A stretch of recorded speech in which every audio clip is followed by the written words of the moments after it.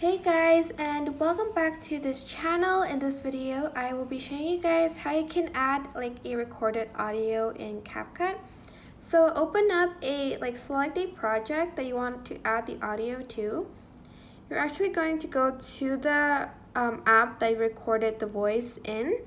Select the audio, then you're going to select the three dots here, select share, and then you are going to select the app CapCut and select import audio.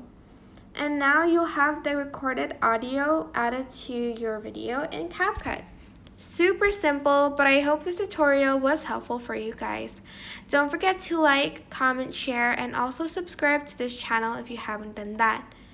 If you have any more questions, just leave it in the comment section down below, and I will try my best to answer them all. Thank you so much for watching.